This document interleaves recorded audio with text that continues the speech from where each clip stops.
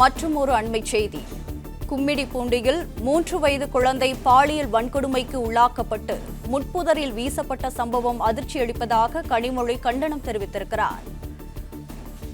இது தொடர்பான கூடுதல் விவரங்களுடன் இணைக்கிறார் எமது செய்தியாளர் மாணிக்கம். வணக்கம். மேலும் விவரங்கள்.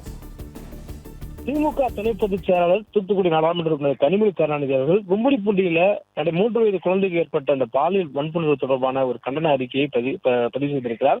அதுல கும்மிடிப்பூண்டியில சமூக விரோதிகளால் 3 வயது குழந்தை பாலியல் வன்கொடுமைக்கு உள்ளாக்கப்பட்டு முட்புதரில் வீசப்பட்ட செய்தி அறிந்து மனம் அதிர்ச்சியில் உறைந்து போயுள்ளதாக அவர் குறிப்பிட்டிருக்கிறார்.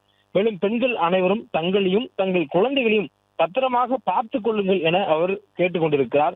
அரசு என தமிழ்நாட்டில் ஏதும் உள்ளதா என்று சந்தேகிக்கும் அளவுக்கு தமிழ்நாட்டில் ஒரு ஆட்சி நடந்து கொண்டிருப்பதாக தமிழக வெற்றி கழகத்தின் மீது கடுமையான சாடலையும் அவர் சாடியிருக்கிறார்.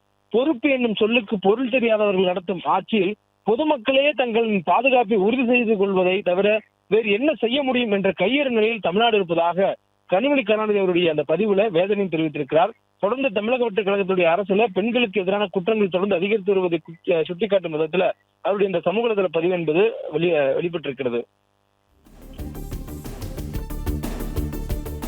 விவரங்களுக்கு நன்றி மாணிக்கம்.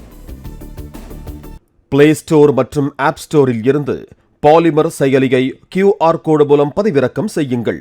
செய்திகளை உடனுக்குடன் பெறுங்கள்.